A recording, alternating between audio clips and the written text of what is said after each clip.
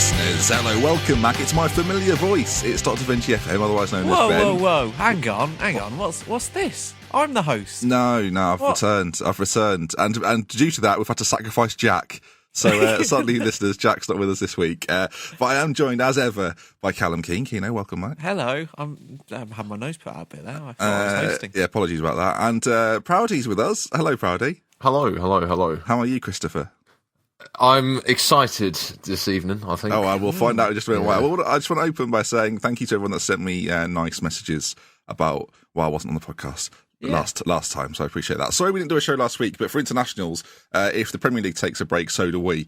So that's always been... And we were trying to I was trying to recover from being host. It took me a week, well, exactly. So some people, people that have been listening for a while will know that if the Premier League has a break, so do we. But luckily, this week we do have a feature, but the change is that if it's international break, Ben doesn't do the feature. Proudy, take it away.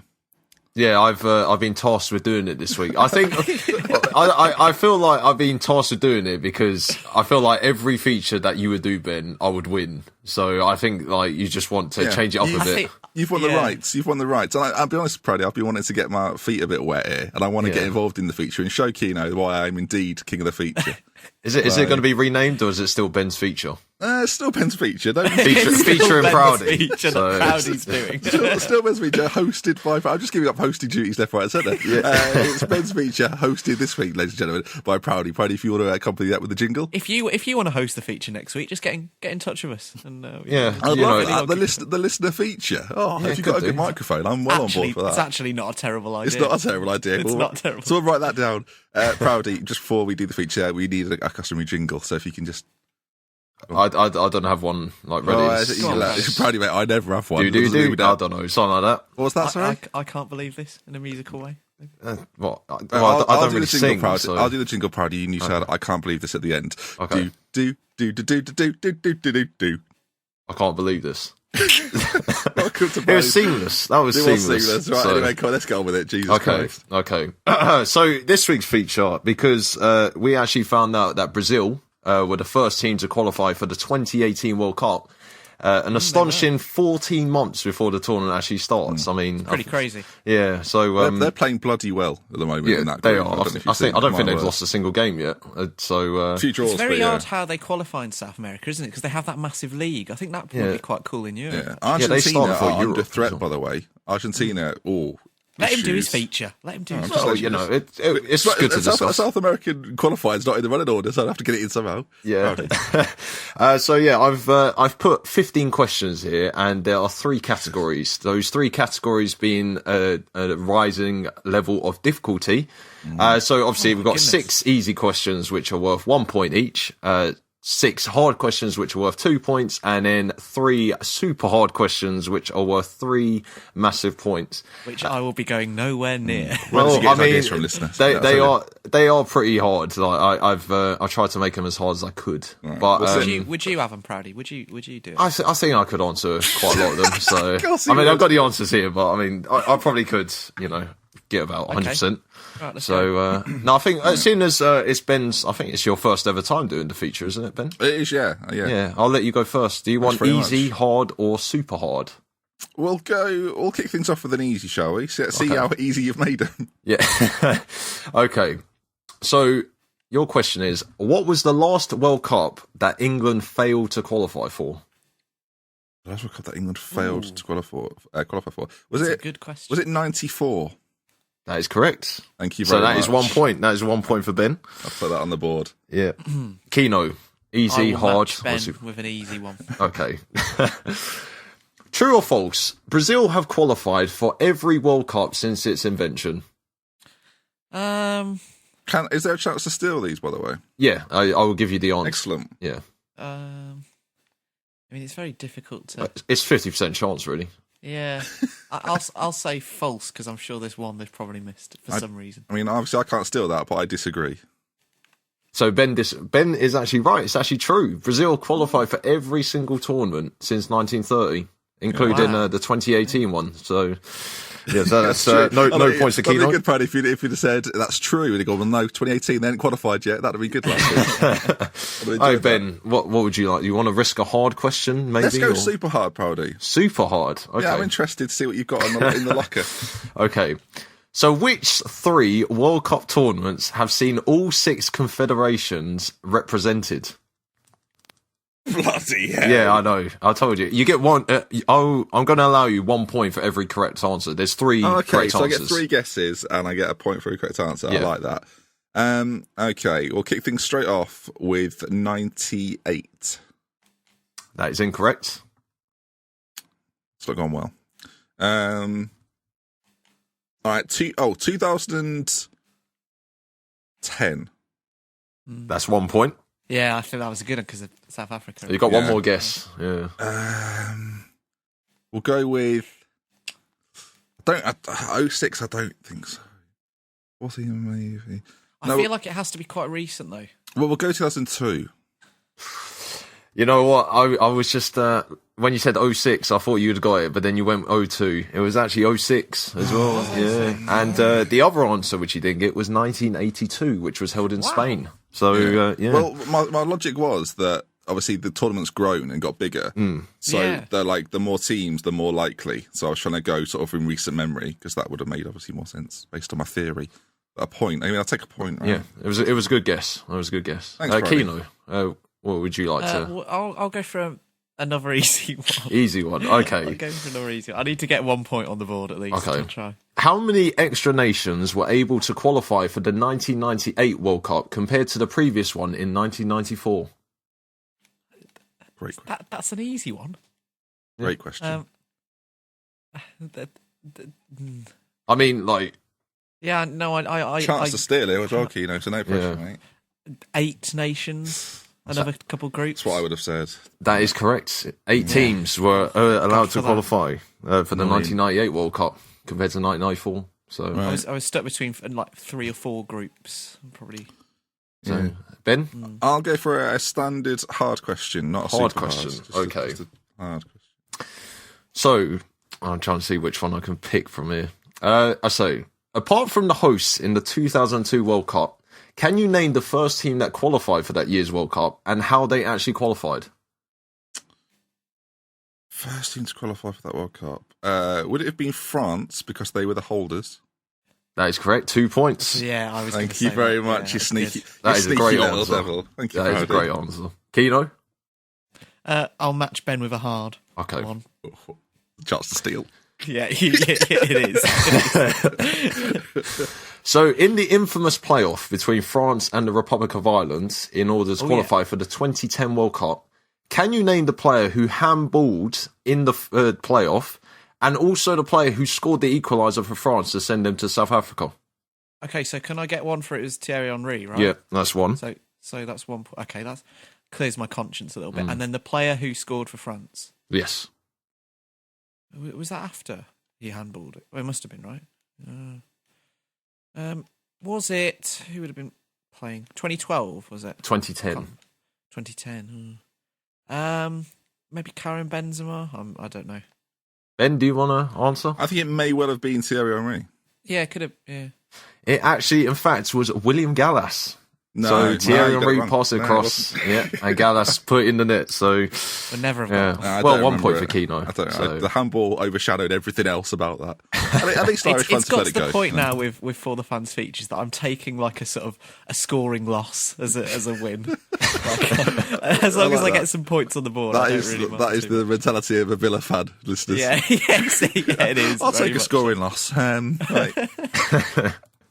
Well, Ben, it's down to you. How many, we've got 2 more super hards left. Yeah, 2 more super let's, hard. let's test you. Go on, I'll test you. Test me. Go on, let's do this. Super Okay, hard. super hard. Okay. So 7 teams qualified for their first ever World Cup in 2006. Can you name 3 of those new qualifiers? Bloody hell. Okay. It's tough, isn't it? Blood. Okay. 2006. Right. I was born. Right, I've got to try and go through this logically. First ever World Cup. Yeah, first ever World Cup in 2006, yes. Ecuador. That is incorrect. Oh, that was a banker as well. God damn it. They were in it, weren't they? England's group. Yeah, they were in it, but I think they qualified in 2002 as well. Trinidad and Tobago. That is correct. That is 1 point. That's a great answer. Good answer. How many guesses do I get? Do I only get one more? Yeah, you got one more. 6 teams as well. We'll go for the Ivory Coast. That is another correct answer. Yes! I did have Ivory Coast in my mind. I was like, Keno, have you got any that you want to... He gets the steal one, does he? Yeah, he can get 1 point if he who gets have we one. had again? Sorry, we've had Ivory Coast. Ivory Coast and Trinidad and Tobago. There's 5 Yeah, more. Blimey, 5.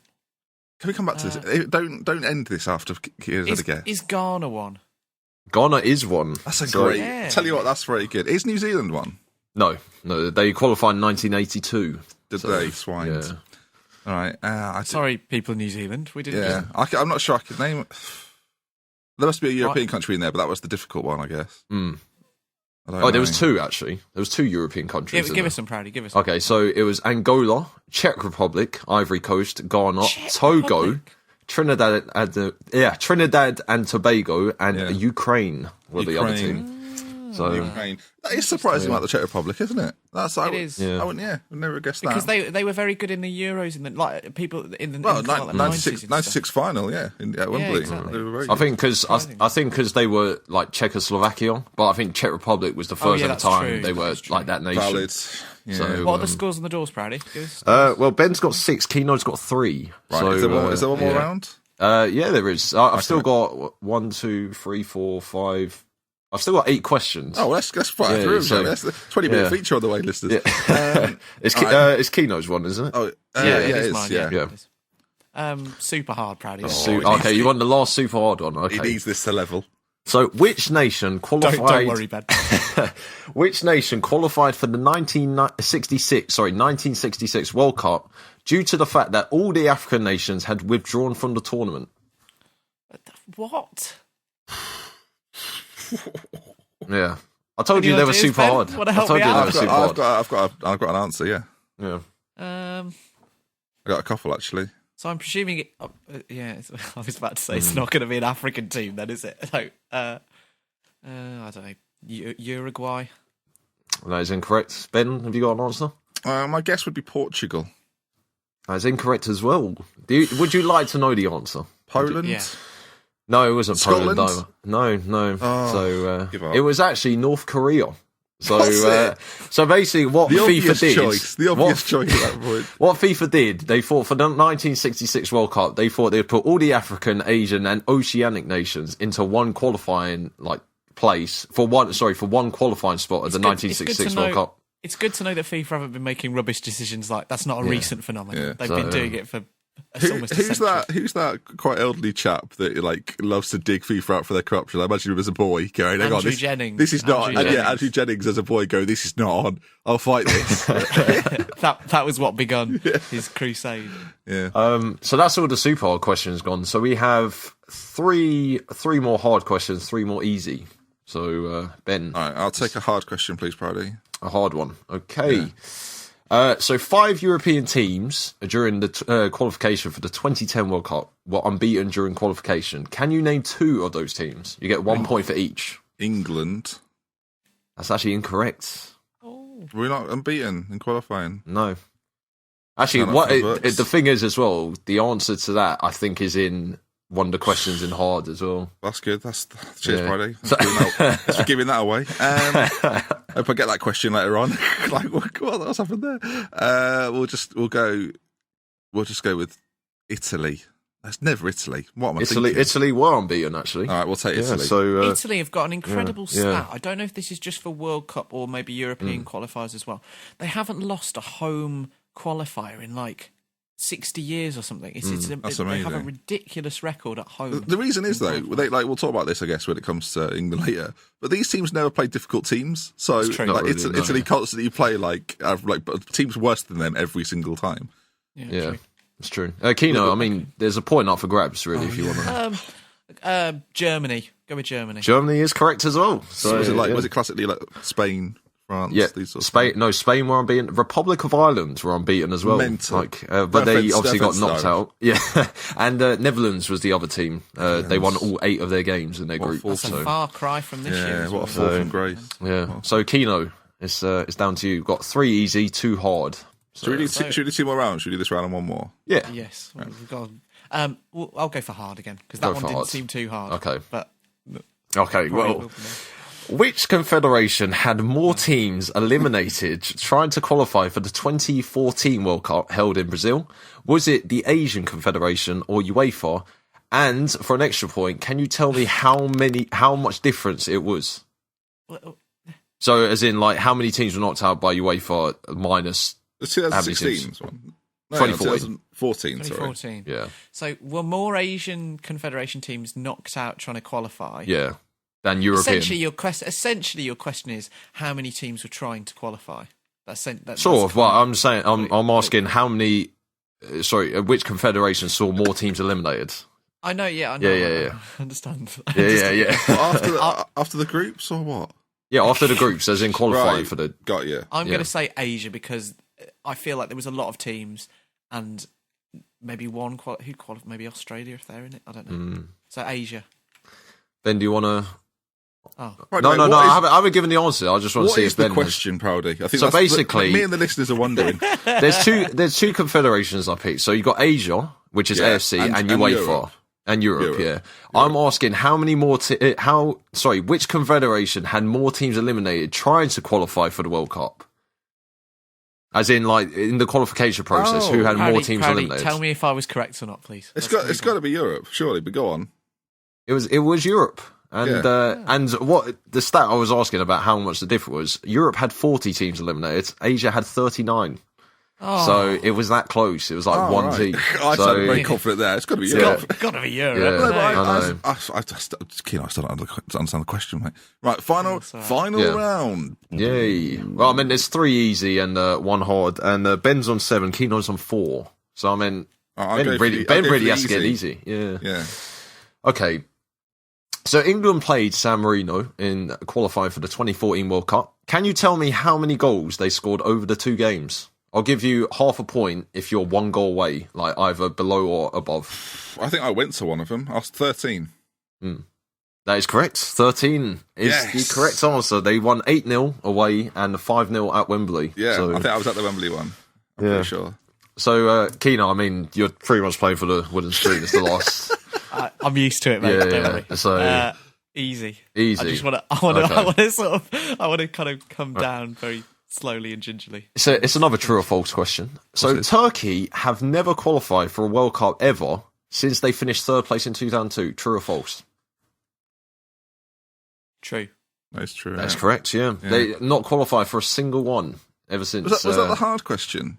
No, that was an easy one. You didn't even take the hard question. Yeah, I know. No. Would you like to? Would you like to know what the last hard question was? Yeah, of course. Yeah. Okay, so can It's you? been a good feature, Yeah. even though I've lost. Can you name the 2 nations who were banned from qualifying for the 1950 World Cup? And if I'll give you an extra point for the reason. So was one of them West Germany? Oh no, East Germany. Germany counts. Yeah, I'll give you that one. Yeah. Well, because they were Soviet or either. Yeah, They'd just come out of the war. that's true. Oh. Yeah, but what was the other team? There was another nation. Oh, two. Was it 1950? 1950. I mean, I would have like I another kind of- wasn't born. I would have another sort of Nazi collaborator, like a Japan or Italy or something. Keno got on both. He got on both, and the reason. Yeah, they were Well, both occupied during the Second World No War. one so can they ever couldn't- tell Callum Key doesn't know his Nazi collaborators. Let me tell you. Let me tell you that is for I damn should have sure. taken that one. All right, well, good Yeah. feature, Prado. I enjoyed that. I'll even give it a little clap. That was good. An international flavoured feature. Kino didn't want to clap, but that's up to him. Right, let's talk then about the international. Did you enjoy the feature, by the way, Prado? Did you enjoy doing that? I enjoyed having the responsibility. Well done. Well, you can do it next week. Right then, let's get on. Let's talk then about some of the international football that's gone on, and then we'll come to England and their talking points. Overall, boys, it was one of those international breaks which felt, to me anyway, it felt a little bit half-assed by everyone.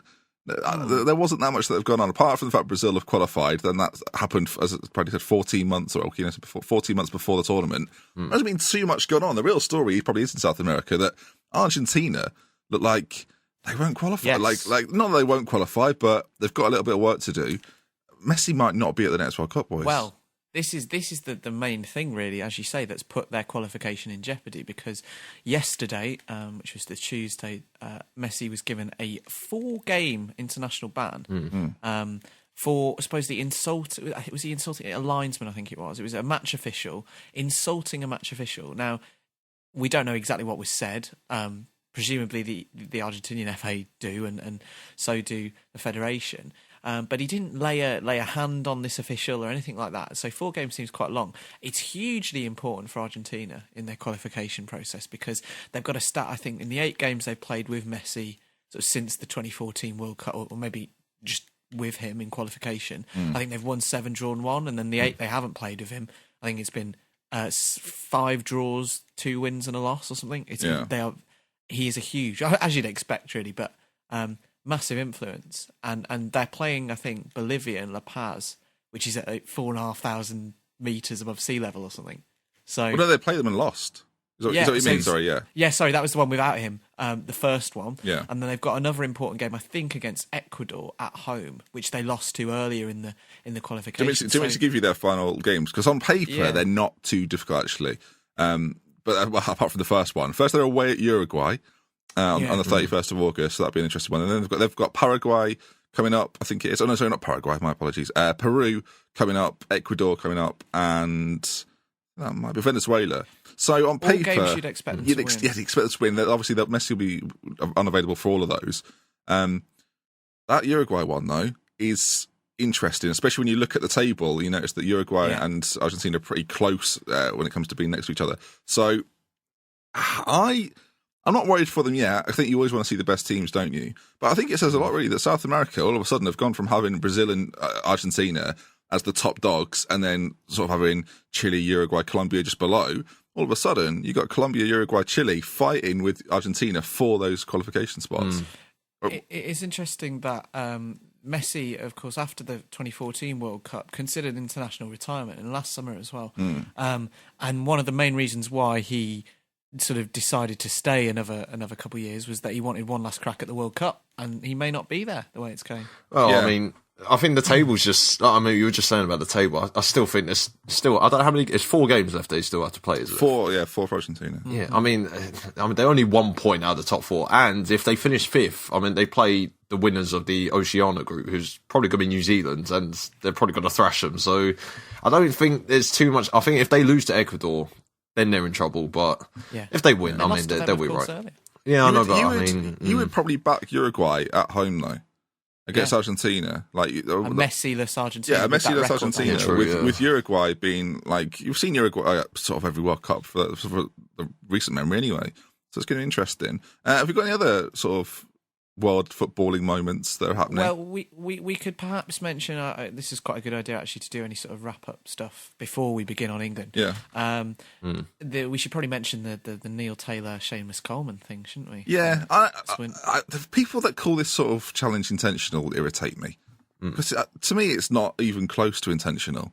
It's obviously we should say so set the context for anyone who hasn't seen it. Yeah. So Neil Taylor goes in for a challenge with Seamus Coleman.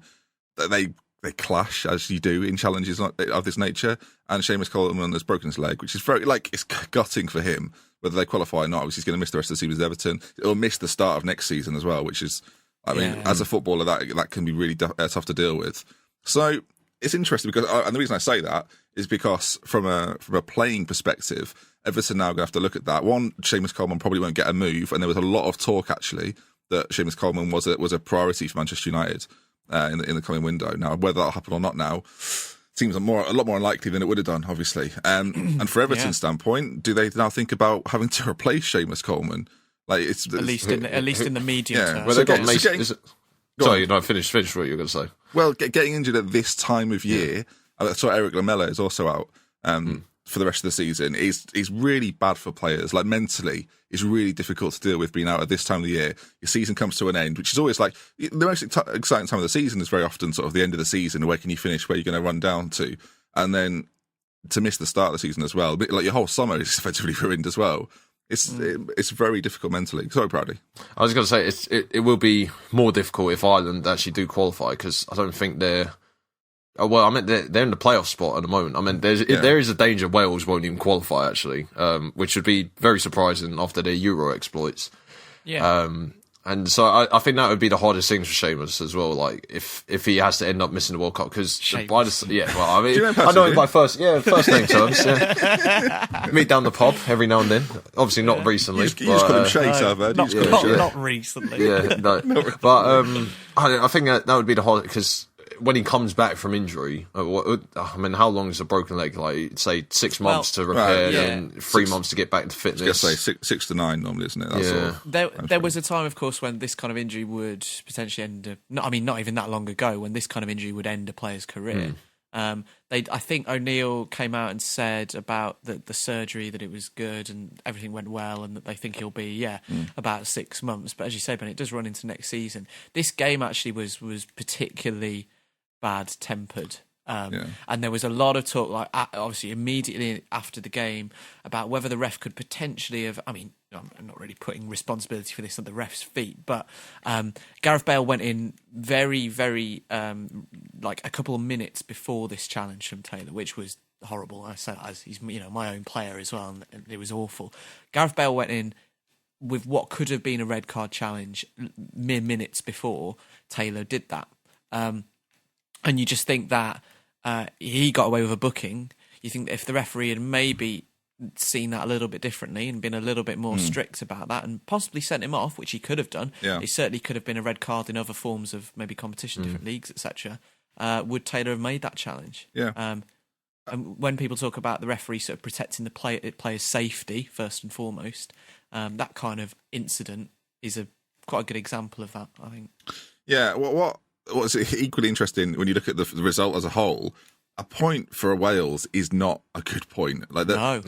It's interesting though, they've not lost. Like they've drawn 4-1-1, and in a group with Austria, Georgia, and I mean Austria are not a terrible team. They're okay. But with Georgia and Moldova, you need Wales to be getting more and more wins. They must have relatively easier fixtures coming up. They must be playing the likes of Georgia and Moldova coming up soon. But they have to be winning those games. Like you can't. You're not going to get through drawing this many games and not winning as many as they've done so far. They've won 1 game from 5. Like that's never ever going to be enough. It would be a shame, as Proudy said, to see after the summer that they had, which is brilliant. It was arguably the story of the tournament, with Wales getting to the semi-final. Yeah. After the summer that they had, it would be disappointing not to see them in a World Cup as well, particularly a player like Gareth Bale. I guess the only other team in Europe, other than obviously we're going to talk about England, but the only other team in Europe that's got a real issue right now is Holland. Or the Netherlands. They've sacked their manager, Daley Blind's dad. So are we sad about that? Are we getting into the team? So he's gutted. But no, they're going through I'm going to address them as Holland. Holland are going through a very, very interesting time. A time that I dare say England are on the back end of right now, where a lot of their big names have peaked, and having to sort of rely on their young players to pull them through group stages. And frankly, in a group with Sweden, Bulgaria, Belarus, Luxembourg and France, they're in the middle of that pack. They're currently they're fourth in the group. They've won 2, drawn 1, lost 2. They're very average compared to all the other teams. But they're 3 points off second, which is Sweden currently in their group. And it's going to take a mammoth effort. There's a little talk that Louis van Gaal will return to the Dutch team. You say that though, right? But that's probably like the kind of appointment they need right now, is a man that's been there and done it and will put a system in place and try and get the best out of the players that are there. And I think there's maybe a stability with Holland that just doesn't exist right now, and they need to find that back. And Louis van Gaal might be the answer. It's an interesting case, Holland, because like as you said, they were very poor in qualifying under Gus Hiddink for the Euros. Obviously, they didn't make it then. And they've also been bang average in this one as well. Their squad is not awful. It's certainly good enough for a decent manager to get them to qualify. You have players, I mean, in that team that played at the weekend, players like Memphis Depay, who's in pretty good form for Lyon at the moment, Wijnaldum obviously at Liverpool, Quincy Promes, who's been one of the best players in the Russian league this season. There's talent there, and even Silerson in goal. At Barcelona, I know he's not playing lots, but there's a lot of talent in that team, or at least enough to get them through. And it does just make you wonder Danny Blind has been doing. I mean, one of the reasons that I read when looking this up after he was sacked was, for instance, it kind of echoed Steve McLaren in a way. He obviously had Daley Blind in the team. Blind was the only recognised left back in the squad, and he doesn't even play left back all the time. Yeah. And he's made some very odd selection decisions. I think he's used about 40 players in qualifying so far. 46. Yeah, if you look at their sort of their current squad and their recent call-ups, it's quite a long list of players. Yeah. And I was saying before that obviously they've gone through a period where a lot of their sort of household name players, I'm talking about the players of like Aaron Robben and Wesley Sneijder, those two guys that they relied upon for so long, like they're 32 and 33. Right, so if they are going to get to a World Cup, this is their final World Cup. You then look below that, much like we talked about with England. It's worth comparing this. That those two guys. So Schneider's on 128 caps, which is that's such a lot of caps. Aaron Robben's on 90. All of a sudden, you talk about Daley Blind. We wonder how many caps he would have got if his dad wasn't the manager, but he's on 44. Like the cut-off point, all of a sudden, is very, very low. You've got 34, and then just to go through, you've got Wijnaldum with 38, Martin Zindi with 34, Strickman 34, Lenz 33. And all of a sudden, like, what is it, like 8th most capped player is Quincy Promes with 18 caps. Like it's very similar to England. It's very, very similar to in the way that it's built. And then you look at players that have obviously had recent call-ups that aren't getting in. Players like Ron Vlaar, Huntelaar, another one that's obviously been around and is now getting to the end. Robin van Persie's obviously left that team in recent years. So they're struggling for there's a lot of sort of exciting depth at Holland, like in the Holland team, but there's not a lot of, in a similar way to England again. Beyond the players that are at the highest cap level, I'm talking Sneijder and Robben, there's not a lot of like world-class talent coming through or already in the squad to lift everybody else. So in a way, with the way England is, we're a little bit fortunate that despite our sort of momentum shift of all of these world-class players to relying upon young English players, Holland are going through that and not dealing with it anywhere near as well, which is interesting. Point, we should move on to England from that. Well, I was going to say, when we moan about being England fans, I've just had Dutch people tweeting me going, you think you got it bad. I'm thinking, all right, fair enough. But yeah, let's move on to England then. They've had a friendly against Germany, which people were very mixed on this game. Paddy, we'll come to you. What did you make of England against Germany? I mean, I want to praise Southgate for being quite bold by going 3 at the back against Germany. I know it was more like Podolski's testimonial sort of. It was. I think what annoyed me as well is that he scored that 30-yarder. They subbed him off to the Gladiator theme tune. I was thinking, what has football come to? Absolutely love it, proudly. I won't even pretend. What had football come to? No, but I think it was quite good to see new players coming into the team and seeing how they fit, because you have to give these players the experience against like top level teams, because when it gets to a tournament, like I know, I think I can't remember who mentioned it on the punditry after the game, but they were saying like these players, they'll play well in the friendlies against these top teams, but these top teams leave it until the tournament to actually play to their highest potential, which England don't do. They never reach that level, and it's frustrating to see. I think Southgate is the man to take it to that level. I mean, we're seeing I think the fact as well, like the qualification process for England doesn't allow them to be tested. I can't remember the last time we've actually been tested. I think when we had Ukraine in the group, and that was it. Croatia as well. That was always a bit of a challenge, but not. You're right though. So you need these players to be tested, and I think like it would help if England just keep getting knocked out World Cup, so our coefficient goes down. So then we end up like second seed, and we get France or Spain. We're working on it, Frank. Then you become Italy, and you're in there with France, in there with Spain. So it's like, oh, we didn't want this. We didn't want this after all. I think it's interesting. Neither with friendlies, neither side are playing their best 11. But how close do you think that is to Southgate's best 11? Which players do you think should probably come in? There's obviously I think there's probably 4 or 5 that we're lacking. Yeah. That can come in. That's exactly what I was going to say. I mean, the game was quite. It seems so long ago. It was last week. Yeah. It was quite an interesting watch because both teams made a lot of changes and were both, as you say, England probably 4 or 5 players, Germany probably even more. They were both quite far away from their first choice lineups. And with that in mind, I thought it was quite interesting, and it was nice to see a player like Michael Keane who played in that game. It gave him quite a lot of confidence going into the Lithuania game. I felt he was one of the standout performers for me in the actual qualifier at the weekend. He's probably the breakout player from these 2 games, I think you'd say, Michael Keane. I think so. And I think he's probably a move is incoming for him in the summer to probably further up the Premier League.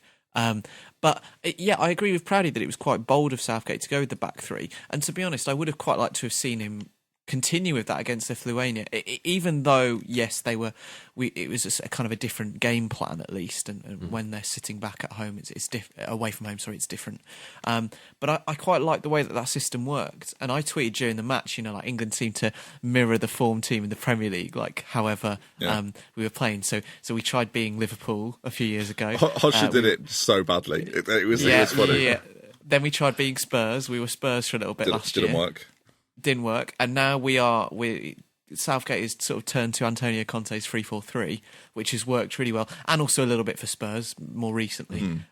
So we're kind of like representing the Premier League fashion. But I actually thought that with the front three, I said this to you before the game as well, actually, with our front three and our attacking players, it actually does suit them quite well, particularly if we have Kane fit.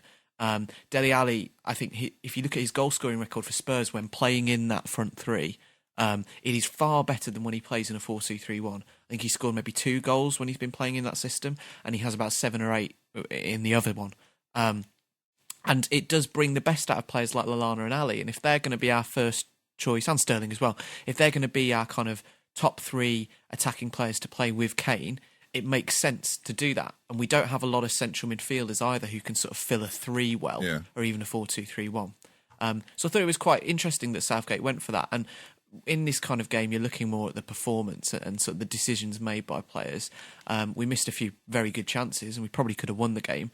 But I thought it was quite interesting, if not a little bit difficult to sort of quite quantify how much good came from it. Well, it's interesting. It's been a little while since the last tournament where we get continually frustrated by England. But let's talk then just briefly, because I kind of want to.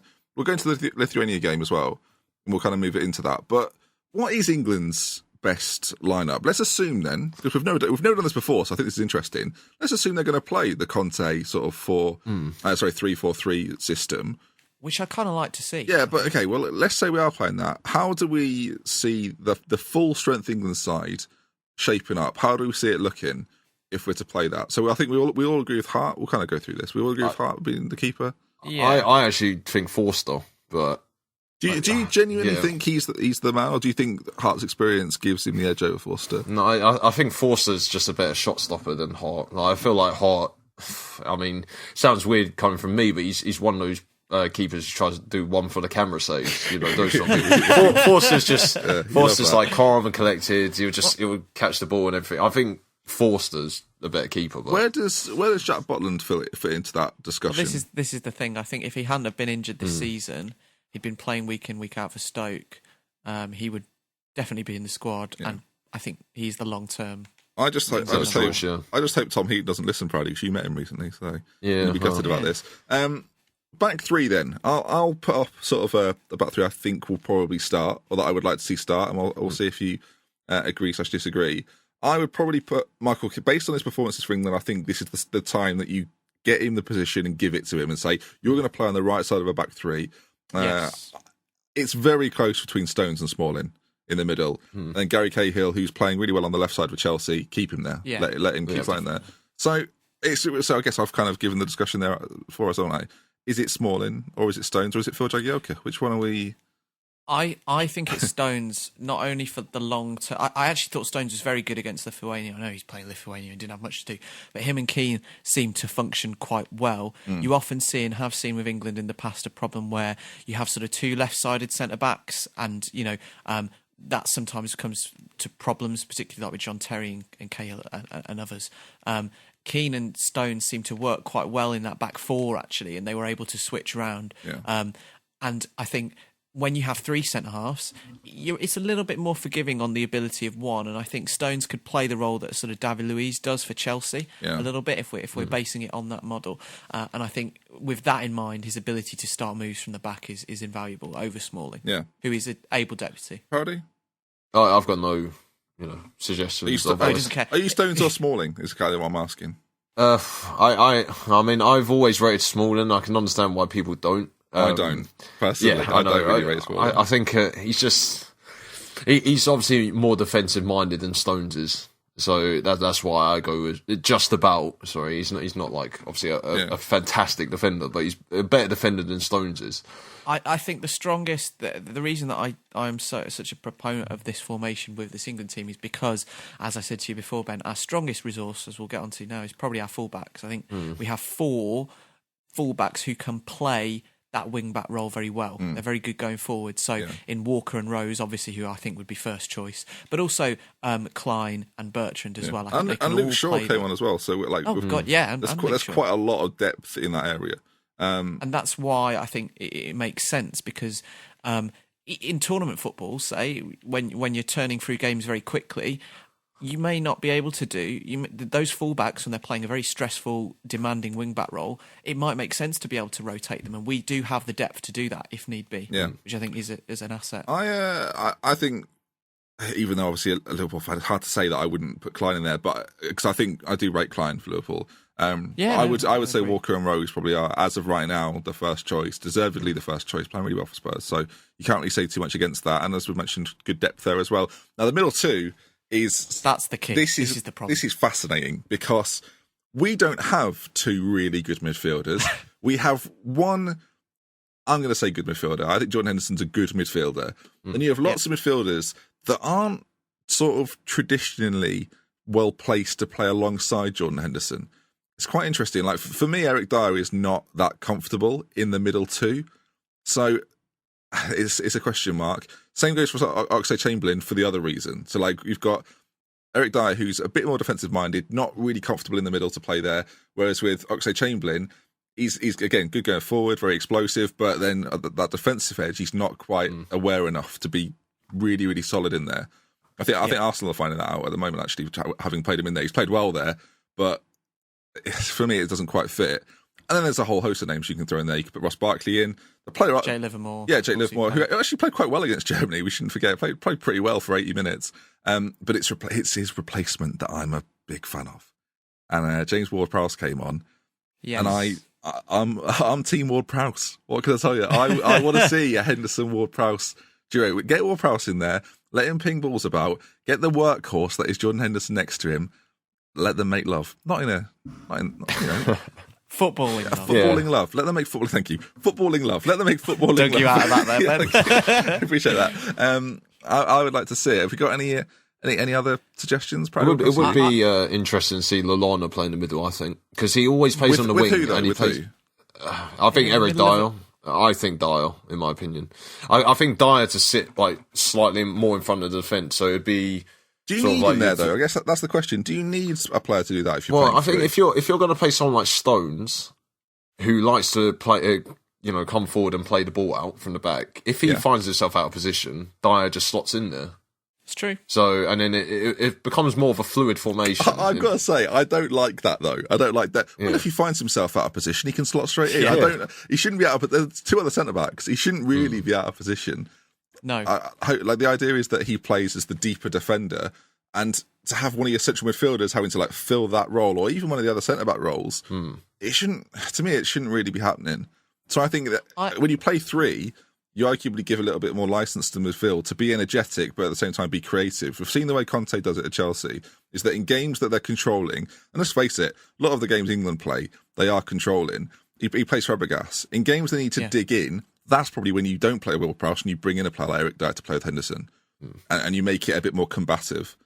I think the case for Ward-Prowse is a pretty good one, and Southgate, and we've seen this actually. He seems like a nice lad, Keno, Ward-Prowse. He does. Ward-Prowse does seem like a nice lad, and Southgate knows him from the under-21s, and we've seen with Rashford and Keane that he's sort of willing to bring through some of those players that he knows from the under-21s, and I quite like that actually, because I think for the long-term sort of success of the English national setup, it makes sense to have that continuity with players coming through under coaching and a system that they are sort of at home with. With that in mind, then I think Ward-Prowse is quite a good fit for that, and to pair him with Henderson as the 2.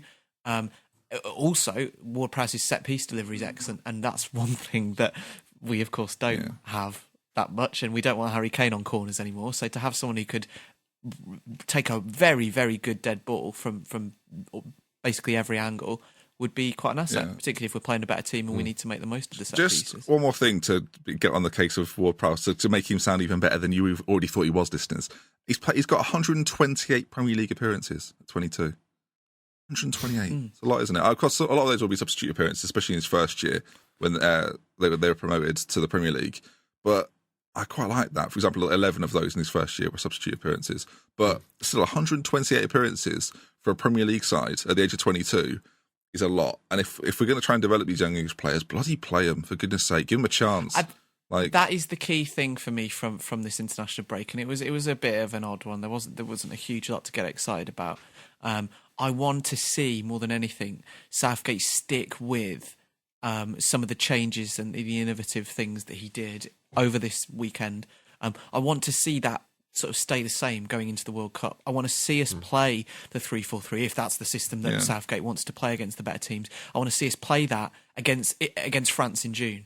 And even against Scotland away in June, and to try and get that system familiar, so when it comes to the tournament, he doesn't have to be teaching the players new systems in the month before training, and they can actually sort of work on the little details that win you knockout games, which we haven't done. I think, while there was a lot of criticism of the Southgate appointment, he is the man to do that because, as you say, he knows a lot of these players that are coming through. He's got lots of time to implement a system. Worth noting as well, Euro 96, England's last most successful tournament, they played a 3, folks. They played a 3. Southgate was in that team. So he knows who was responsible for England going out of that tournament. Look, details, the little details, Kino. If he wins us it, I'll forgive him for 96. I think that's the only thing that could sort of just seeing him lift the World Cup, all forgiven. I'd like to think that was part of his interview. Gareth, take a seat. Okay, let's make this very clear. 96. For us to forgive you for 96. Yeah, we all remember 96. We had to build a new stadium to try and forget what you did. Come on, you got one more chance. All you've got to do, win the World Cup, Gareth. He's just sitting there sweating. Okay, front three there. Let's quickly talk about it before we move on to the Premier League chat, as well as a bit of Lithuania, actually. But who's your front three going forward? If everyone's fit, everyone's ready. Who is your front three for the England in the 3-4-3 system? It's tough because we've got a lot of options, and that's I think looking at the England sort of the players coming through, those sort of attacking midfielder areas, we don't have many number 9s, which is a problem. But in the kind of attacking midfield positions, we have loads and loads of options. Yeah. And so right now, based on form, you'd have to say it would be between Ali, Lallana, and Sterling to be either side of Kane. Yeah. And I think which two of those three makes it in is as you said with Dyer, kind of down to who you're playing, right? So if you're controlling the game more, there's a case. I think Ali starts every time. I think Ali's one of the first names on the team sheet. But if you're controlling a game a little bit more, you need a little bit more inventiveness to break a team who's going to sit back. I think Lallana's the man. Yeah. If you're looking to play a bit more on the counter, you want the pace of Sterling. But although, to be fair, Sterling has begun to play under Guardiola in a bit more of a creative way. Obviously, he's playing with players like De Bruyne and Silva domestically, and that does help his game for sure. Yeah, so he's less jet engine, a little bit more. He's a lot more refined now, Sterling. Slowly, he's becoming more and more refined. What would be your front three, Proudy, if you had to give me 3 names? Kane definitely in the middle. Yep. I think definitely. Vardy's a great option to have. Yeah. I should say, if, for example, if Harry Kane got injured in the run up to a tournament and we had to bring Vardy in, I still think his goal scoring record for England's pretty solid actually. So far when he's played, he's got 6 and 16, so he's scoring when he's playing. Sometimes. So who would be your preferred two? Let's say we're opening group game against Colombia, for example. Kane in the middle, definitely. I think I've winced at that. Then you said opening group game against Colombia. I've physically. We got to the groups. Keen, be happy about that. The thing is, in the 3-4-3 though, I know Ali played on the wing. I don't think he is a winger.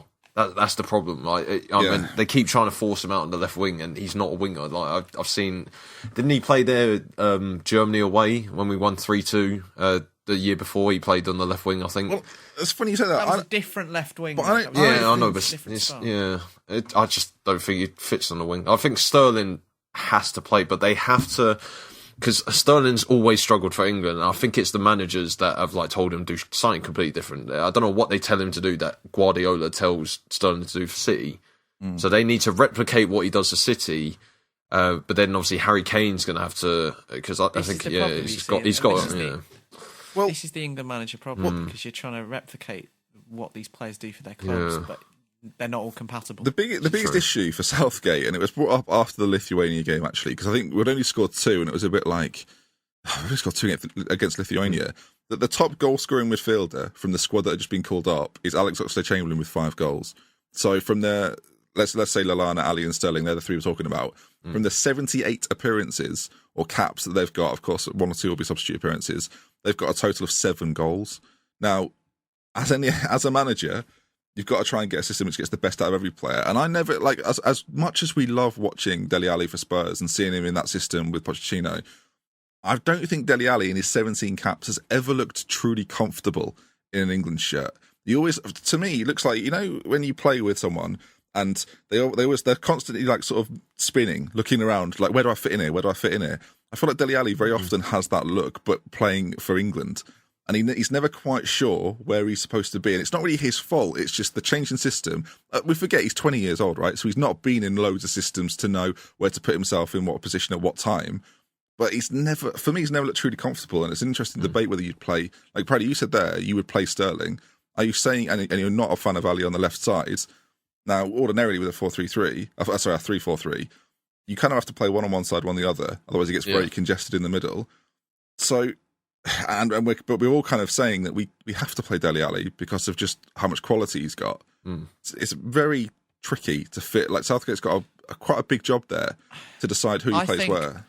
I think one of the things with Ali, I agree that on the left side of a 4-2-3-1, where the fullbacks matter less, and the width often comes from those 2 attacking players on either side, I think Ali is out of position there. That was where he played when we beat Germany 3-2 last year. He was on the left side of a 3 behind the 1. I think with a 3-4-3 it's a little bit different, and we've seen this with Spurs this year. He has a licence, in the same way that Hazard does at Chelsea, while we're comparing, to come inside a little bit more, to drop in behind the striker when he needs to. And there's no reason why you couldn't have a kind of more of a traditional winger type player like Sterling playing with Ali on the other side, and depending on which side sort of Rose or Walker, or who's feeling better or who's against the worst sort of fullback, whichever side they bomb down, you can kind of switch up like that. Ali on the left of this 3 is not a sort of winger role; it's more of an attacking forward role, and he has shown. I mean, he's got 17 goals this season for Spurs. A lot of those goals have come in this system, and he could probably end up being Spurs' top scorer this season in all comps if Kane is out for the rest. If he doesn't get going after his injury. He can get goals from there. He needs the space to play, though. I think that's my issue with it. He often looks like he doesn't have a lot of time in the ball for England. For whatever reason, he always looks a little bit rushed, and that's what I'm worried. I guess there's another option here. In 2 or 3 years' time, Dele Alli could be sort of saying to himself, actually, I want to play a little bit further back. I want to be controlling the games and playing in a central midfield role. And at that point, all of a sudden, you've got a slightly different animal on your hand, and it allows you to play him, Lallana, Sterling, and a striker in the same system, which for England could be quite exciting. Just quickly before we move on, Jermaine Defoe scored. What a player! Yes. Always rate them. No, in reality, though, nice to see him score. I think always nice to see him score.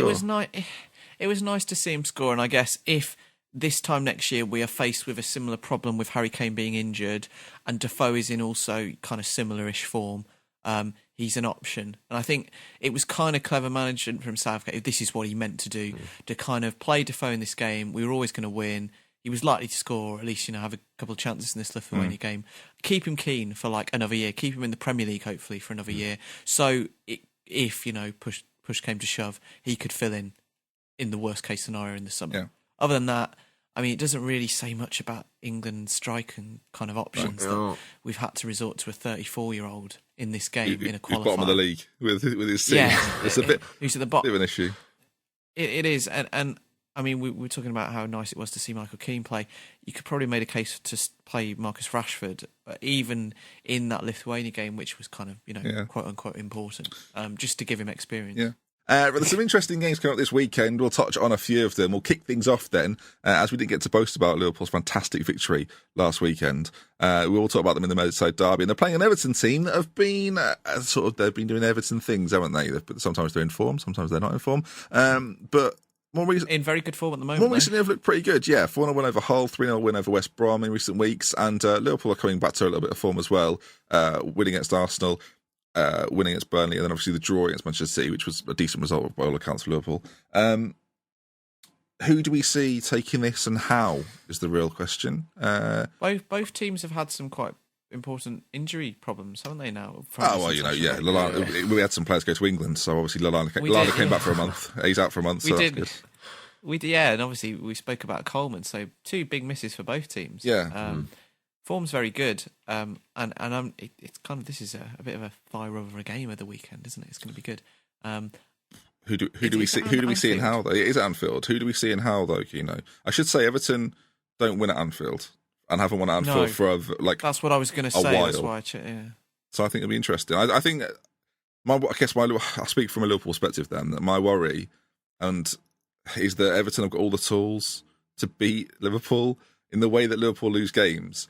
Everton have got all those little components that will beat this Liverpool side, and that's the fear. It just depends on how good a first half we have. If you have a good first half, we don't lose.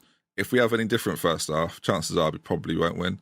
And it's going to be it might literally come down to, this is very old-fashioned to say this, right? It will literally come down to who's up for it more. And in a Merseyside derby, there's probably going to be a red card. That'd be exciting.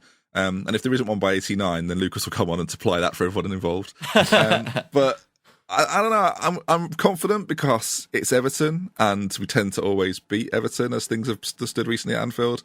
But there's that sort of lingering thought that we're not that good against the lesser sides, boys. So that's that's the recent times. Yeah. I'm joking, Everton fans, a little bit. Probably unbiasedly, where do you see this going?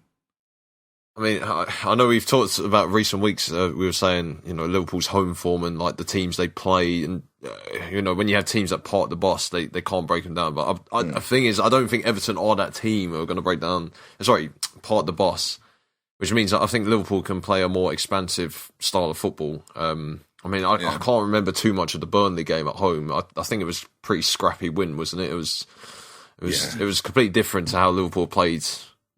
How Liverpool have won games this season. Yeah, we're a bit lucky against Burnley in respect that, Emre Can had an awful game and scored a blinder, and it was like, okay, there we are, everyone can relax now after going 1-0 down after 10 minutes. Yeah. On paper, this is Liverpool's most difficult game, for the rest of the season. On paper, this is the highest team we play in the league till the end of the season. So, is it really? We play Everton. I think from the top half, we play Everton, West Brom, Stoke and Southampton, but the rest of the top, everyone else in and around us, so Arsenal, United, City, Tottenham, Chelsea are out the way. So we play every other team we play now. The funny thing is, though, for probably every other team in the league, that'd be a good thing. It sounds great until you play the games. Necessarily good for Liverpool. And then when I'm sat here going, we just lost 4-1 to Watford, and everyone's going, why are you surprised? I don't know. I think, to be fair, I think Paddy makes a good point that Everton have tried a couple of times away from home. I think twice against sort of big teams. Once at Chelsea earlier on in the season, and then also at Spurs away.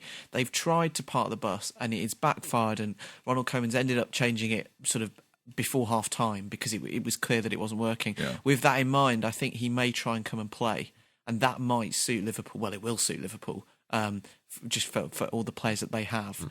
I don't think it's within sort of Everton's capability to shut up shop in the way that some lesser teams have done at Anfield. So I would say Liverpool a narrow win, probably 2-1. I think it'll be tough to stop Lukaku scoring in the form that he's in. I agree. Well, it'll be tough for Liverpool to stop anyone scoring. So yeah, I fancy it. On the other side, there's another huge game in the top 6: City and Arsenal.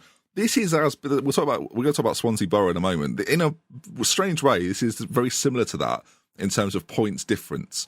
So Manchester City currently in third. If they beat Arsenal, will create a 10-point gap from third, and then Arsenal are only really looking at fourth if they were to win that. Let's say for argument's sake, Liverpool do beat Everton, as we're sort of half predicting. 9-point gap to fourth, a couple of games in hand, but that gap is getting wider and wider. And there was talks today, Proudy, that Arsene Wenger is going to sign a new contract.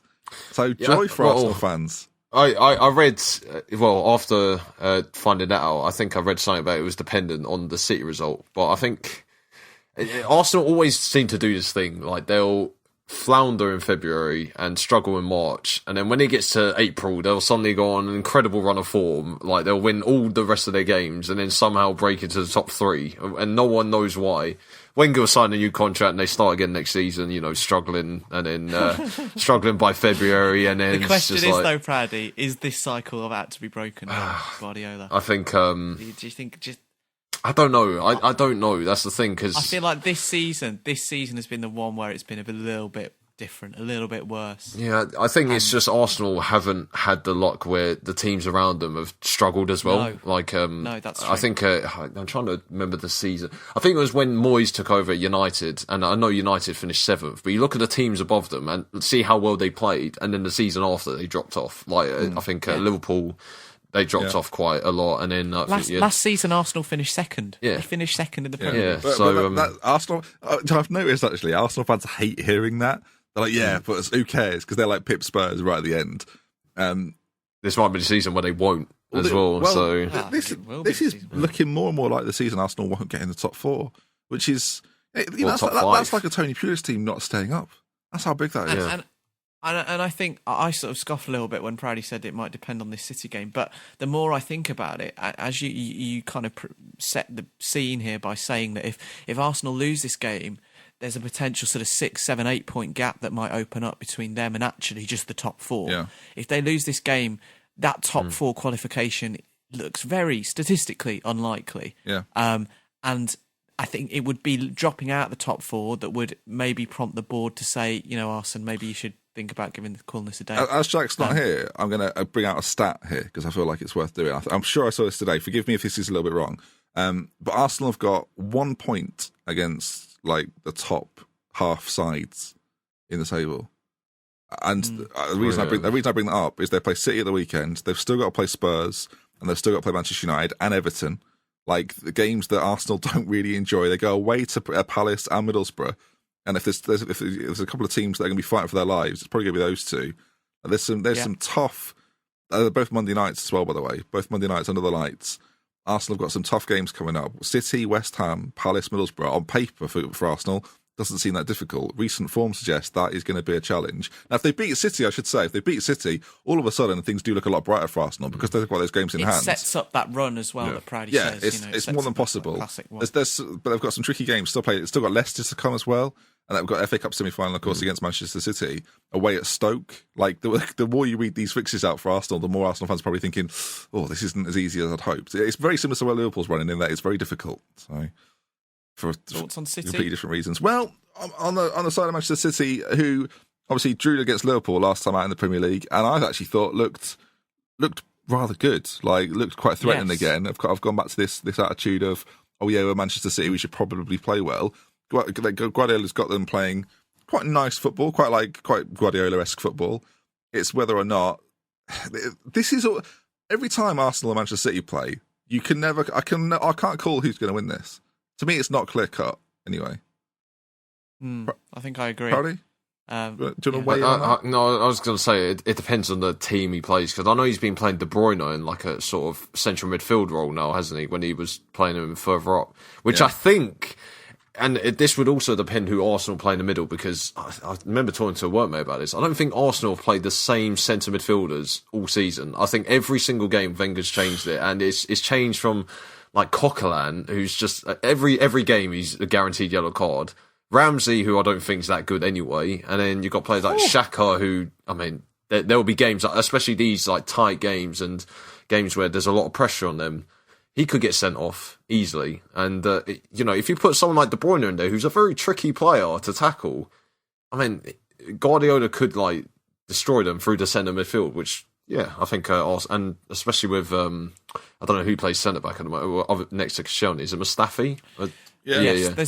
There's definitely isn't going to be a physical battle in the middle. And then you're right, because particularly if Wenger plays Oxlade-Chamberlain in the middle for Arsenal. Yeah. I think the centre of the park is going to be quite interesting. And if it does come down to those kinds of players, sort of less of a physical battle and more of just sort of who can outplay the other, you'd have to back City's team, particularly if they have Yaya Toure in there as the one, which he's been playing. Go on, Kenny. Sorry. No, go for it. For a game that is on paper going to be quite easy on the eye, it strikes me as the sort of game that whoever takes it by the scruff of the neck, but whoever decides, look, you know what, I've had enough, essentially, because both teams have come under criticism this year for different reasons. Of course, Guardiola sort of maybe more so than the actual City team, and Wenger probably more so than the Arsenal team. But whichever team shows a bit more bite, like that is probably going to be the team that wins it, I dare say. Unless Xhaka gets sent off, and then I obviously don't agree with that anymore. Shall we get a little prediction on that game? Because I think that's interesting. I guess Liverpool-Everton. Kino, you said 2-1. Parody, just quickly on Everton-Liverpool. 2-0 Liverpool. I'll go with the same as that because then I can just say, well, that's what Parody said as well. Arsenal City. I'll kick things off. Actually, I think it'll be 2-2. I think it'll be a draw. You think so? Parody? Yeah. Oh, I think I'm going to be bold. I'm going to say City 3-1. All right. It's funny. I was going to say 2-0 to City. So we're both kind of saying a not comfortable but a strong City win. And that's what I'll go for. If you say 3-1, I'll say 2-0. I think City will win this. I think this could be the end for Wenger. This could be like the beginning of the end. He'll announce after this game. Wow. He'll announce after it. That he's signing for another 2 years. Final game we're going to talk about quickly is going to be Swansea and Middlesbrough. If you look at the league table, folks, and we talk about the top end, like that's all that's going on. It is not. Swansea, who a few weeks ago looked like a team that were dead and buried, beat Middlesbrough at the weekend. They will be a good 8 points clear with, 8 to go? For them at least. That is a situation they could have dreamed of not long ago. When I say 8 points clear, 8 points clear of Middlesbrough. If Hull win, there'll still be a 3 point gap. But like to even have that over two teams, then they'll have that over Middlesbrough and Sunderland. It'd be what I mean. Clement's done a great job, you know. You're right. I think it will basically, if Swansea win this game, it will send Middlesbrough down. I think a lot of people are saying that Sunderland are gone, and the way David Moyes is talking, he thinks Sunderland are gone, and this would make a huge gap. And you have to think, and I mean, I'm quite used to thinking about the bottom of the table and points tallies, that teams don't win a lot of games. There's a reason they're down there, and those kinds of big sort of 3, 4, 5, 6 point gaps don't get made up easily. No. And so if you do have that gap, unless you play one another, it's often quite difficult for teams to make up that gap. And for Swansea to have that 3 point gap over Hull if they win, and obviously the huge gap to the bottom two, that would put them in the driving seat, I think, to at least, it's in their own hands, very much so, if they win this game. It's two huge, on the other side, it's two huge games for Middlesbrough. They've got Swansea away, then Hull away, and then Burnley at home after that, actually. But you look at some of their remaining fixtures, Middlesbrough have still got to play Arsenal, City, Chelsea and Liverpool. So, I mean, it's not easy. There's some easier games there as well. They play Bournemouth and Sunderland, teams that they obviously think they can compete against. But you look at those 4 games, you think they're probably not getting anything from those. Where the points coming from? Swansea, I dare say, look rather in form. Hull at home have looked pretty good under Silva. Bournemouth at home, sometimes play really well, sometimes get absolutely battered. And then they've got Southampton at home, Middlesbrough. All of these games, you're wondering, where are they picking up the points? And the problem is they don't score goals. We talked about this like 2 weeks ago. Middlesbrough don't score goals, and currently they don't have a manager. So there's not a lot of good going on at Borough right now. I fear for them, if I'm honest. It's interesting that they haven't. I mean, part of the reason I think most people kind of understood that they sacked Karanka for was that they had this sort of 2 week period to maybe make an appointment. We're now at the end of the second week, and it's like, ugh. And we've had nothing. So, and you'd think that they would have made an appointment by now. If not, what was the point? There's still 8 games. And there is not. If you're able, as we've just seen with Leicester, if you're able to get that new manager bounce and to use it, you can be out of sight within 3 or 4 matches if you can just string a few wins together. Obviously, their fixture list is difficult, but that can happen. And it's surprising that they haven't. If they presumably sat Karanka with a name in mind, we've not heard anything from Steve Gibson about the manager situation. Well, I think the fear is, and I feel a bit bad saying this because actually we've seen it work in a couple of occasions. But the talk is that Steve Agnew's going to get it, and he was the assistant to Karanka. Middlesbrough fans turn off about what I'm about to say, but after that it's Paul Ince, then Alan Pardew in the odds race. Like Agnew looks pretty, and then after that's Brian Robson. I mean, it's not a great situation. Jonathan Woodgate is 16-1. Like he's first team coach, first team coach, doesn't he? Which is strange. Do you know what he was doing before that? I mean, I'd let you both have a guess. I'll be Was surprised. he lounging around in Madrid, maybe? No, he was reminiscing a scout about for his... Liverpool, Brody. Oh, was he? Yeah, bizarre, isn't it? None of it makes any sense. So it looks as if they're going to appoint it, and that's got the Terry Connor feel about it. So I'm not very and then Neil Adams positive. as well. But on the plus point, I'd quite like them to get Negredo back for another year and see him in the Championship. Apparently, you did a funny tweet actually in terms of Negredo. Not sure. Oh yeah, something about statues, because Ronaldo had that new statue out, didn't he? And I said, I don't know what's worse, like Ronaldo's statue or Negredo at Middlesbrough or something like that, wasn't it? Yes. It was good. It was good. It is an awful statue. Yeah. It looks like the Art Attack head. There's no other comparison needed. It's not good. It seems. Well, I was going to say it bears quite a resemblance to Niall Quinn. I thought you don't want to be. You don't want to be resembled to Niall Quinn. Madeira. Actually, I think I've got family. This makes me sound very Callum Keane here, but I think I've got family who have got like an apartment in Madeira. So maybe I can go and see it and get a picture with it one day. I'd enjoy that. Yeah. The Madeira. Well, I don't, Ben. So you're more. Yeah. All right. Finally, 1-1 at last. Right then, that is going to bring us to the end of this week's show. If you've enjoyed listening to it on the YouTube, do predictions. Where do we think this game's going? I think Swansea will win. Swansea, Yeah. Proudly. 4-0 Swansea. So. All right, Jack. Yeah. Jack's here. Oh no, Callum. I think it'll be 2-1 to Swansea. It'll be a tight game. There's no routes at this. I think we'd all like to see a 5-5 though. That'd be good on it. Let's hope for the 5-5. Everyone but the fans of those clubs. Indeed, indeed, the managers of those clubs especially. Right, I'll try this again. If you've enjoyed this week's show, please do leave a like on the YouTube video. By the way, I asked for some questions from Twitter. Do you want to go through a few of those? We'll extend the show for about 10 minutes, but it's up to you, really. Oh, if you let me find them, if you two can fill for 20 seconds. Sure. We'll do some questions after this then. If you want to find us on the internet, ForTheFansShow.com is where you can find us, and of course rate us on iTunes. Actually, I think we said last time if people could leave ratings on iTunes, we'd read some of them out. So what I'm going to do is while Kino gets the questions, I'm going to get the reviews up and see if anyone's left any good ones. 27 questions. I tweeted out early, so let's have some of the best ones, Callum, for priority.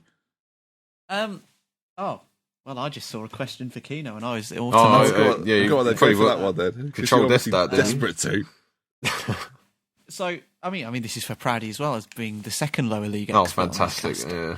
Desi Nev, friend of the show, I think that's fair to say, asks, "How do you think the teams fighting to go up will cope next season? Do they have the resources and stability?" Now, Proudy, you could talk about League One, but I think he means the Championship. Sorry, League. Yeah, we weren't blessed with parachute payments like Aston Villa are. I should. Yeah, that's true. Yeah. I should say I had a little bet, gents, this weekend. Oh yeah, a little bet. I had a little flutter. Oh, go on. Paddy Power had won Aston Villa FC 100-1 to make it into the playoffs. And I thought, what's the worst that could happen? I have never bet on the Villa before. 50p. Never will again. Spent. £2. £2. That's me £200. My So if we win all 8 of our remaining 8 games, we might have a chance. But that's still slim. I'm hopeful for you, Callum. I think it can happen. I think, to answer the question, I think Newcastle are obviously going to spend in the summer and be able to match the spending of most Premier League clubs. And presuming that they do go up along with Brighton, they would be my two, they'll be fine. Brighton is interesting because they've been knocking on the door for so long that they've kind of amassed a group of players that are I think, already of a lower Premier League standard, particularly players like Knockaert. And I presume Glenn Murray will be there next season as well, that they at least have the personnel that deserve a chance at this level. It would be really interesting to see how they get on. For me, from the playoff teams, that I won't mention my team. I'd like to see Leeds. I'd like to see what Gary Monk could do with Leeds in the Premier League, because obviously and this is the bit of the cliche that you hear from sort of pundits talking about Leeds. Yeah, they are. But other than that, I think they have a very interesting squad. And players that could, as I said with Brighton, make the step up to the Premier League. I think Chris Wood, arguably, they rely so much on him for goals, and he's been so good this year. Along with a player like Pontus Jansson, who I think they will be signing permanently this year, who's also been fantastic. Like he's a Premier League quality centre half, in my opinion. And it would be interesting to see how those 3 teams, I think, would cope. And I think they'll probably do better, dare I say it, than a team like a Borough, who had their scoring problem last year as well. This isn't like an issue with the Premier League. Borough were very solid last year and came up and haven't been able to sort of continue that. They've followed that trend of form. Whereas a team like Newcastle, Brighton as well, are pretty free scoring. So it'll be interesting to see how they get on. Maybe do a Bournemouth. Should we have another question? I feel like you answered that one quite well there. That was a good answer. Well, it was addressed to me, so I thought I'd Is there any addressed for me? Or, I don't see one. Oh, someone's added you, Ben. it better be good. We've answered that in the Netherlands question. Oh, yeah, okay. Must have known. What are your a big 5 draft fantasy says? This is a bit of a curveball one. What are your favourite football songs? Or what's your number 1, number 2 favourite, Ben? I like it's very simple. But I quite like it when fans sing to other opposing fans, "We can see you sneaking out," because it's always a little bit sort of. It's very self-aware of what's going on in the ground, so I quite like that. I've always enjoyed that one. But the time it was sung, stick the Leeds theme. I was at the Leeds Leeds Manchester United game when Beckford scored, and a lot of Manchester United fans left early for that game, the Leeds fans who had the entire top tier of that end were very loudly singing "We Can See You Sneaking Out," and it was just a nice moment. That's one of my favourite ones. I've got a few quite. My favourite sort of new one, or kind of recent contemporary one, is the "She Fell Over." Is it? The City Guardiola song is great. Can you give us a rendition? That's really good. No. Thanks for that, Proudy. What's your favourite Pompey song? I've got another one. Is Play Up Pompey count? No. Yeah, definitely. No, it's not my favourite. My favourite is the "We're on our way" chant. You must have heard that when teams are like about to get promoted. Can you give us a burst? I see. The thing is, I sing it to myself so much, but I can never get it right every time I try and do it. Give us your version. I think we'd all appreciate your version. What's it? I can put little clips in if you want. We're on our way. We're on our way. League One, we're on our way. How do we get there? I don't know. How do we get there? I don't care. All I know is Pompey's on their way. We're on our way. Yeah, now I got it. Oh, it's good. It's good. Yeah, I can see what's your favourite. Yeah. So, no, but we sing it for like half an hour every game. I think I went to Stevenage away. We lost 3-0. And there was about 500 Portsmouth fans after the game for 45 minutes still singing that song, even though we just got battered by the team below us in the league. So I appreciate that. That's good. Yeah, it's very catchy though. It's very catchy, but England was singing it actually. There was a lot of England fans singing it at the Germany game. I think you replace League One with "To Moscow." I thought that was catchy. I will say one of the songs which I really hate because it's just been oversung in the last 2 years is the "We've Got Ali, Ali," and all the other variations of "Just Don't." I did enjoy that one. "Snow on His Head, Snow on His Head." That poor boy down there, it's got snow on his head. Thank you, Norwich's Snake Pit. Enjoyed that in 2005, whenever it was. Yep. Another question? Sure, yeah. Let's do two more.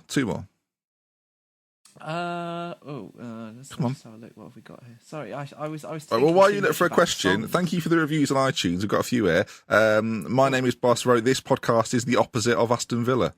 Whatever that means. Willow's the awesome. Absolutely love the chemistry and banter you guys have. That was before Proudy joined. Fantastic. I mean, is there any post Proudy? No, there isn't actually. Toplad.com, really funny podcast. Definitely should listen if you haven't before. I mean, if you're at this point, listeners, you've heard you've already sort of taken these on board. And finally, LMCG 4321. This podcast is always worth the listen. Keeps you up to date with the current footballing world in an enjoyable way. The feature section deserves a special mention as it leaves the hosts and listeners racking their brains for the answers, in brackets, sometimes. Do give it a go if possible. Thank you for leaving your reviews. If you want to leave another customer review of the podcast on iTunes, I'll read the best ones out next week. Ignore the fact that, I don't know if it is for everyone, but it's still the France background on mine on iTunes. That's Jack's fault. Jack, he's not here to fix it. Right, question. No. Now, this is we forgot to mention this in the main body of the show, and it's a really good question. Matt Abbott tweets in saying, "How long do you think it'll be until video assistant referees are as widespread as goal line technology?" Now, I should say there was the France-Spain game last night, which saw, I think, Spain won 2-0, and all three of the goals that happened in the game were affected by video technology, which was being trialled at the Stade de France. So. Antoine Griezmann opened the scoring for France in the first half.